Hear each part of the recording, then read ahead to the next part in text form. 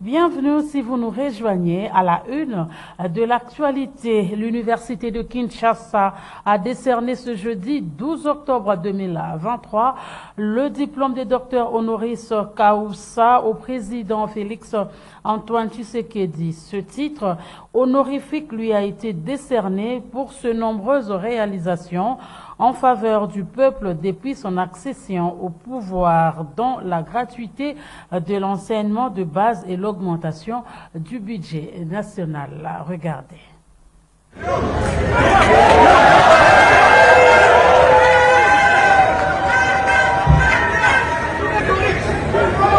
Ce titre honorifique de docteur honoris causa a été décerné au chef de l'État Félix Antoine Tshisekedi Tshilombo pour ses nombreuses réalisations en faveur du peuple depuis son accession au pouvoir. Parmi les prouesses du chef de l'État qui ont motivé le jury, le recteur de l'université de Kinshasa, Jean-Marie Kayembe, a cité l'amélioration du climat des affaires, l'afflux des investisseurs, l'accroissement du budget national, la bonne gouvernance et la lutte contre la corruption.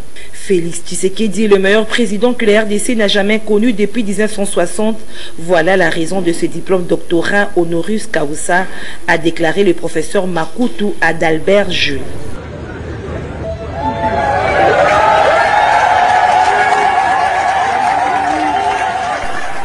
Le président Tshisekedi, qui a également reçu les insignes de l'université de Kinshasa, dit accepter ce titre avec humilité pour l'avènement d'un Congo uni, fort et prospère.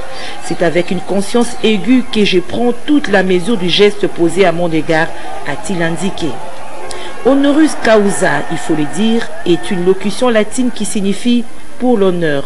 Ainsi, un doctorat honoris causa est un titre honorifique décerné par une université ou une faculté à une personnalité qui s'est distinguée dans un domaine donné.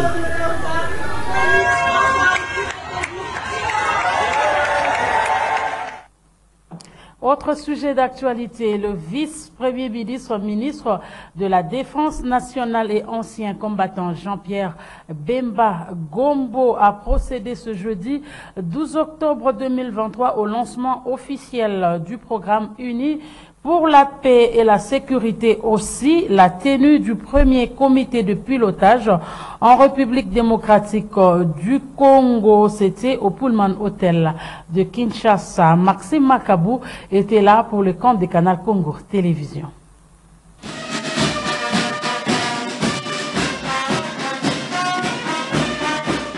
Le vice-premier ministre, ministre de la Défense nationale et ancien combattant Jean-Pierre Bemba Gombo a procédé ce jeudi 12 octobre au lancement officiel du programme INI pour la paix et la sécurité ainsi que la tenue de son premier comité de pilotage en République démocratique du Congo. C'était en présence de plusieurs invités dont les parlementaires congolais, de membres du gouvernement, de membres du corps diplomatique ainsi que des officiers généraux et supérieurs de FARDC. Dans son mot d'introduction, l'ambassadeur de l'Union européenne en RDC, représenté par la chargée d'affaires Mathilda Chedouine, a rappelé l'objectif commun entre la RDC et l'Union européenne, qui reste bien entendu les renforcements de l'efficacité de la prestation des services du secteur de la sécurité et de la justice vers la population afin de mieux protéger et sécuriser celle-ci, tout en précisant que c'est dans cette optique que le programme uni pour la paix et la sécurité a été conçu et sera mis en œuvre entre 2023 et 2025. Prenant la parole, le patron de la défense congolaise a rendu tout d'abord un vibrant hommage au commandant suprême de FARDC, le chef de l'État Félix Antoine Tshisekedi Tshilombo, et a transmis la reconnaissance du gouvernement congolais qui dirige Sama Lukonde à l'endroit de l'Union européenne pour son appui continu, combien important dans le fonctionnement de la nation. Pour Jean-Pierre Bemba, ces nouveaux programmes INI pour la paix et la sécurité apportent plusieurs innovations à impact déterminant, mettant en exergue des effectifs majeurs tels que favoriser l'interaction entre les niveaux stratégiques et techniques, partager les expériences et expertises dans le domaine militaire et de la sécurité au modèle de l'Union européenne, renforcer les capacités managériales des institutions en charge de la sécurité et de la justice militaire. Aussi a-t-il rassuré de la disponibilité de son ministère et de son soutien au programme INI pour la paix et la sécurité. Au moment où nous lançons officiellement le programme INI pour la paix et la sécurité, et de la tenue de son premier comité de pilotage dans notre pays, permettez-moi de rendre nos hommages à son Excellence M. Félix-Antoine Tshisekedi Tshilombo, Président de la République, chef de l'État et commandant suprême des Forces armées de la République démocratique du Congo. Je profite également de l'occasion pour saluer l'engagement du gouvernement de la République démocratique du Congo, sous la coordination de son Excellence M. Jean-Michel Sama Lukonde Kyenge, chef du gouvernement, qui me charge de vous transmettre toute la reconnaissance du gouvernement de la République envers l'Union européenne, en général et particulièrement de la délégation ici représentée. Au regard de la réalité, après avoir suivi ceux qui ont pris la parole aujourd'hui avant moi, nous nous permettons d'affirmer le sérieux du partenariat entre la République démocratique du Congo et l'Union européenne. De ce fait, nous sommes reconnaissants de l'appui continu que nous recevons de votre part. Sans toutefois revenir sur ce qui a été déjà dit, nul n'ignore que l'Union européenne est toujours aux côtés du peuple congolais depuis plusieurs années dans différents domaines, et particulièrement dans celui de la défense. Profitant de son temps de parole, le patron de la défense nationale congolaise a fustigé l'agression dont est victime la RDC par son voisin le Rwanda. 3 civils ont été libérés entre les mains des rebelles ADF sur le tronçon Kainyama-Bunia par l'armée congolaise. Ils étaient pris en otage par les rebelles après l'incendie d'une voiture le mardi dernier. Joël Kamabou, notre correspondant, nous en parle dans cet élément. L'information était livrée par le capitaine Anthony Malouchaï, porte-parole des opérations Sokola Aigle Nord, qui souligne que ses compatriotes étaient dans une voiture qui a été brûlée par ces terroristes ADF sur le tronçon Kainama-Bunia. Le capitaine Anthony Malouchaï indique que les opérations de ratissage continuent dans la zone de Kainama et ses environs pour assurer la sécurité de la population. Les forces armées de la République démocratique du Congo ont libéré dans la soirée du mardi 10 octobre 2023 3 de nos compatriotes kidnappés le même jour par un groupe de terroristes djihadistes des forces démocratiques et alliées ADF-NTM sur le tronçon Kainama-Bunia. Ces compatriotes étaient à bord d'une voiture quittant Kainama vers Bunia dans la province de l'Ituri. Ils sont tombés dans l'embuscade de ces djihadistes qui ont réussi à brûler leur véhicule. La vie de nos compatriotes a été sauvée grâce au professionnalisme de l'armée et l'armée républicaine continue les opérations de ratissage de Kainama et ses environs pour assurer la sécurité de la population, et c'est bien. Cependant, les rebelles ADF filiales à la force du fait des FARDC dans la vallée de Moalika, en particulier et dans le secteur des réseaux régional, jadis l'herbation à ces jours sous contrôle de l'armée régulière. Ces djihadistes se sont retranchés maintenant à l'est de Ringeti où la traque continue avec les FARDC. Il faut vous rappeler que cette libération intervient après les affrontements entre l'armée congolaise et les rebelles ADF dans la soirée du lundi 9 octobre 2023 à Kainama, à la limite entre la province Nord Kivu et de l'Ituri.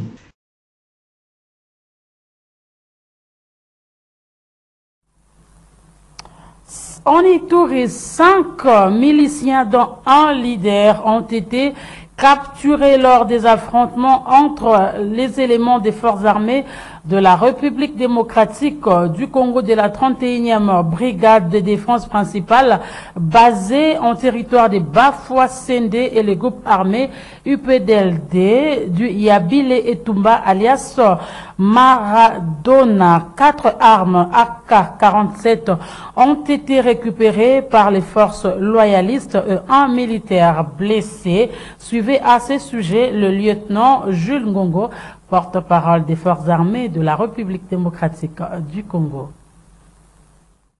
La situation actuelle est maîtrisée par les forces régulières. Nous poursuivons ces hors-la-loi. Nous appelons encore une fois à ces hors-la-loi de ne pas endurcir leur cœur parce que, à l'ère où nous sommes, toutes les velléités d'attaque sur nos positions, sur la population seront détruites par les forces régulières de la RDC. Ça a été le cas, vous le savez, 5 éléments de ces miliciens ont été capturés et 4 armes récupérées par les forces régulières de la République démocratique du Congo.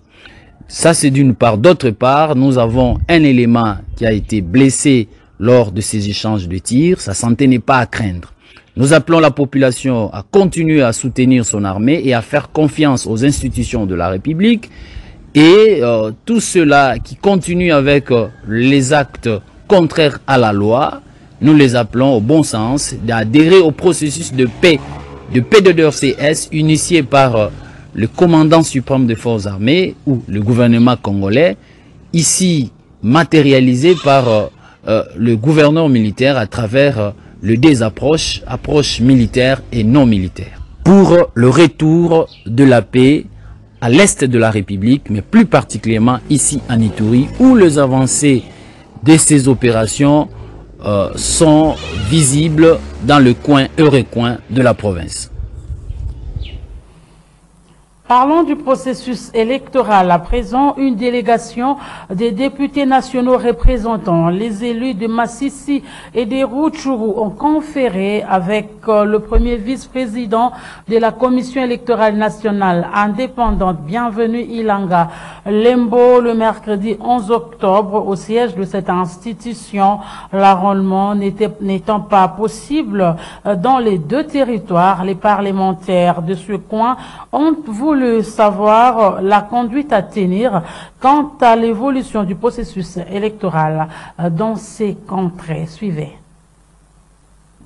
Le premier vice-président de la Commission électorale nationale indépendante, Bienvenue Ilanga Lembo, a conféré avec une délégation de députés nationaux représentant les élus de Massissi et de Rutshuru. Les parlementaires élus de ces deux territoires en proie à une situation d'insécurité n'ayant pas permis l'enrôlement des électeurs ont pris langue avec la CENI pour connaître la conduite à tenir quant à l'évolution du processus électoral dans ces contrées. Reconnaissons toutefois que tout cela ne dépend pas forcément de la centrale électorale qui est bien disposée à prendre en compte ses compatriotes concernés si jamais les conditions sécuritaires étaient réunies. Vous savez qu'il est prévu que les élections aient lieu le 20 décembre de cette année, c'est dans 2 mois. Et nous n'avons pas encore de réponse exacte pour savoir si Rutshuru et Massissi seront concernés par le processus électoral. La population a le désir profond et légitime de se faire arroler pour détenir le droit comme les autres peuples congolais. Mais quand ils nous posent des questions, nous n'avons pas de réponse. Ça nous embarrasse. Nous-mêmes, nous demandons si nous irons aux élections, s'il faut nous préparer. Ça nous stresse. Et au regard de tout cela, nous avons pensé que le rapport indiquait c'était d'échanger avec les responsables de la CENI, l'organe qui pilote les élections. Nous avons fait des échanges avec eux, des échanges fructueux. Ils ont été attentifs. Ils nous ont même prodigué des conseils. Et je crois que nous nous réjouissons d'avoir été avec eux aujourd'hui. C'est le souhait et le désir profond de la CENI. Mais tout ne dépend pas de la CENI. Et nous avons compris cela. Au départ, c'est lié à un problème de sécurité. Et si demain, après-demain, on dit que les préalables de sécurité sont remplis, la CENI a tout préparé pour se mettre en action. Mais tout dépendra de l'évolution de la situation sécuritaire de notre pays.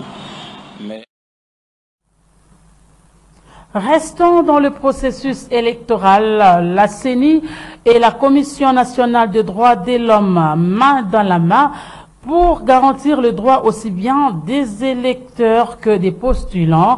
En tout cas, c'est l'essentiel des échanges entre le premier vice-président de la Commission électorale nationale indépendante, Bienvenue Ilanga Lembo, et une délégation de la CNDH conduite par son président Paul Tsapou Mukulu. Regardez.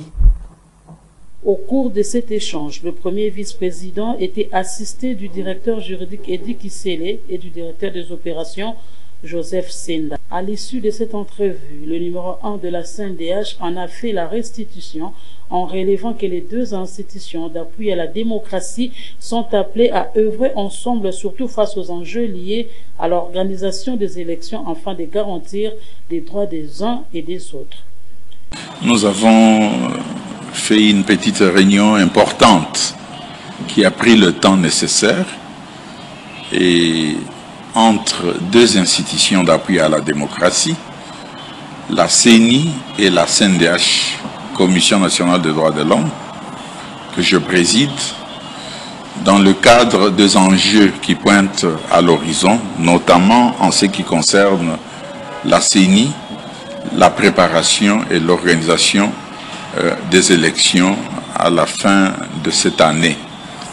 Alors, nous avons envisagé la collaboration pour permettre à notre institution, qui est une institution auxiliaire aussi, qui peut apporter un plus dans le travail qui est fait par la CENI, qui est le pouvoir organisateur des élections. Les élections, ça sous-entend aussi le droit de vote. Les élections, ça sous-entend le droit de ceux qui postulent, les droits des électeurs. Voilà pourquoi un travail de monitoring par rapport à ces droits devrait être aussi, qui est le nôtre, devrait être pris en compte, probablement, puisque nous allons revenir, à travers un protocole de collaboration, sans chercher à empiéter sur les compétences, si vous voulez, le rôle du pouvoir organisateur des élections sur l'ensemble du territoire national. Revenons sur l'inauguration le 30 octobre dernier par l'entremise du chef de l'État Félix-Antoine Tshisekedi Tshilombo du port sec de Lukangaba à Sakanya et du nouveau bâtiment du port sec de Kasumba Lessa. Objectif, doter la République démocratique du Congo des plateformes de commerce et de connectivité. Retour sur cet événement avec Doudou Montiri. Ce port sec de Lukangaba à Sakanya dans le Haut-Katanga, inauguré par le chef de l'État Félix-Antoine Tshisekedi Tshilombo, a entre autres vocation de lutter contre le désengorgement des camions remorques en import comme en export, aussi combattre la contrebande et la fraude douanière qui privent à l'État congolais les moyens de sa politique. Cette infrastructure de 123 hectares et d'une capacité d'accueillir 8000 véhicules remorques a été érigé en 24 mois. Il comprend en son sein 3 blocs de bâtiments de services douaniers et frontaliers, 2 blocs de services annexes, une zone de parking, import et export et de complexes commerciaux. Dans son intervention, Madame Magali Kaitessa a démontré l'impact de cette infrastructure tant sur le plan social et fiscal. Grâce à l'érection de cette structure dans la province du Haut-Katanga, plusieurs emplois ont été créés avec impact social aussi bien à Sakanya que sur l'ensemble de la RDC. Désormais, les embouteillages observés le long de la route Kasumba-Lessa appartiendront au passé grâce à ces ports secs, capable non seulement de contenir plusieurs véhicules, mais aussi de traiter en toute rapidité les dossiers de camions en import et export à la frontière. Et de promouvoir l'entrepreneuriat féminin et congolais. Vous m'avez encouragé fortement à continuer de fournir des efforts et à donner des résultats concrets. Les images que vous nous faites l'honneur d'inaugurer ce jour, notamment la route de retournement, de 30 cm d'épaisseur, un bilan piéton transfrontalier, des entrepôts sous douane, 2 tapis d'import-export, des logements pour les douaniers. Ce bâtiment dressé devant nous, une superficie de 2600 m², qui a été construit grâce au partenariat signé entre la société Trapido et la société ASF. Abrite dorénavant les bureaux des services de douane dans les conditions requises, favorisant ainsi la célérité dans le traitement des dossiers et ayant pour résultat la facilitation, la fluidité, sachant que d'une part, le fait générateur de recettes des douanes, c'est la traversée des marchandises. D'autre part, la vitesse de rotation des véhicules augmente les bénéfices de nos opérateurs économiques. La lenteur administrative tant décriée par les camionneurs congolais, ceux des pays membres de la SADC qui franchissent au quotidien la frontière, sera évitée. Ce bâtiment principal comprend tous les services de surveillance douanière où le chef de l'État y est passé partout, même à la tour de contrôle avec ses 300 caméras pour un contrôle adapté au port sec moderne. La qualité de cet ouvrage va à coup sûr faciliter la lutte contre la fraude douanière sur toutes ses formes en vue d'un accroissement du taux de réalisation des recettes du trésor public. En culture, cela fait 34 ans depuis que quitté la terre des hommes, l'artiste musicien Franco Luambo Makiadi, il était décédé le 12 octobre 1989. Il avait plusieurs chansons à succès avec des thèmes variés. Gisèle Etoko nous parle de lui.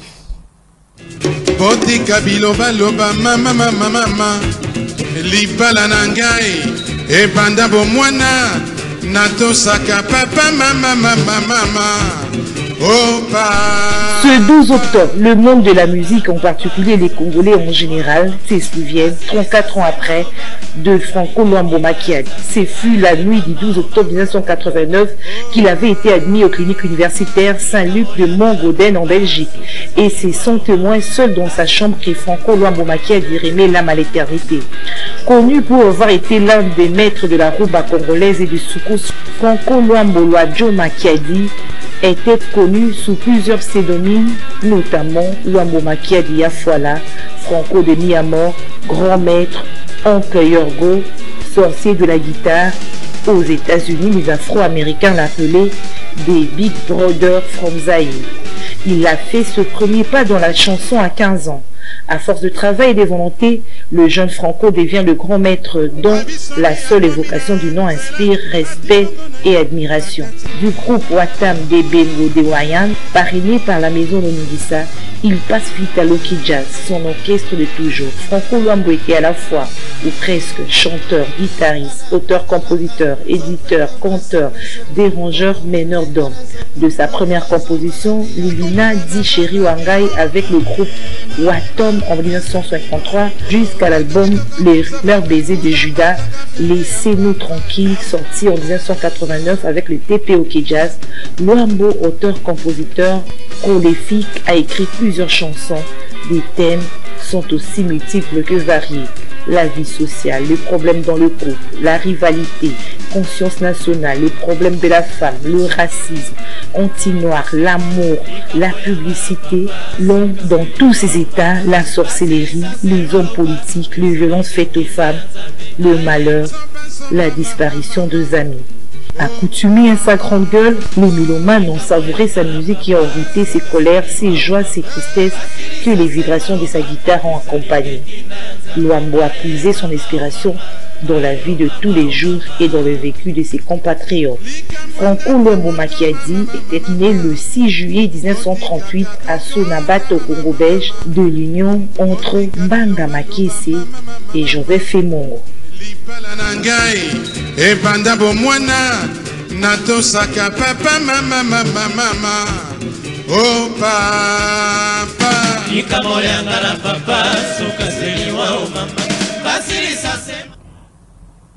Et les Quinois gardent encore un souvenir de ce grand artiste, musicien Franco Luambo Makiadi. Séraphin Yankai et Lola Kinyama ont entendu leur micro aux Quinois rencontrés au centre-ville de Kinshasa. Suivez leur réaction. Véritable, dans un pays où il y a des icônes. Franco, ce n'est pas n'importe qui. C'est un icône. Il a marqué l'histoire de la musique congolaise. Depuis zaïroise et congolaise. Le monde entier le connaît. Mais d'autres pays peut-être peuvent commémorer cette journée, mais pas nous au Congo. Pourquoi? Et il y a le ministère de la Culture et des Arts. Aujourd'hui, qu'est-ce que le ministère a prévu à ce sujet? C'est une question que je pose à tout le monde. Oui. Donc nous sommes en train de négliger même ce qu'on ne peut pas négliger. Ce sont des monuments. Ils nous ont laissé, ils nous ont légué des chansons qui viendront de génération en génération, qui resteront éternellement. Parce qu'un philosophe ne meurt jamais. Quand il écrit un livre, ça reste. Et quand il chante, ça reste aussi. Et ces chansons-là viendront de génération en génération. Mais maintenant, leur part, qu'est-ce que nous pensons d'eux? Qu'est-ce que nous avons fait à leur sujet, nous Congolais? Soyons quand même reconnaissants. Bon, ngai papa wana azalaki artiste munene ya mboka. Lelo bana mususu babotami lelo bayebi valeur ya Lwambo te. Mais biso mage na époque wana biso zaki no bana mike mais to monaki biloko papa wana salaki pona mboka. Surtout na makambo etali musique. Monde entier bayebaki Lwambo, ayembaki musique ya makasi. Oyo pesaki biso mboka na biso lokumbo tomomaki pona nzela ya musique oyo ya salaki. Mais nakokamwa na mboka na biso lelo tobosani artiste munene lokola Lwambo. Lelo loko epesa ngai passe na koleka na victoire na mona moi monument moko botela Lwambo asimba ya mukie tandis que Lwambo aza artiste moko ya munene oyo bakosa ele monument moko ezala visible ke mutu nyonso akoya ata mopaya ye bakeno artiste munene azaka na mboka yeyo.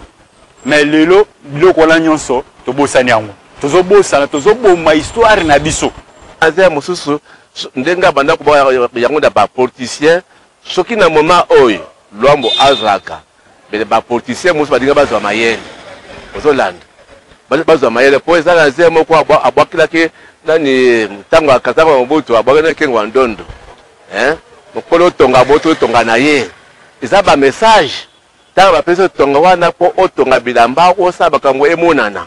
Donc yo okomi s'occuper kaka la vie privée na yo makambo na yo ba na yo me mboka otia ko esika nini bapesi yo mosala po osala na mboka osala na peuple mais yo otiki peuple yango wana tango ayemize na yeke polo tonga to aboto tonga na ye elingi ko banini mokonzi ya mboka alongoli confiance epa na yo po oyeba ko gérer te ozakinde. C'est par cette note culturelle que nous bouclons définitivement cette édition du journal. Mesdames et messieurs, merci de votre attention accordée.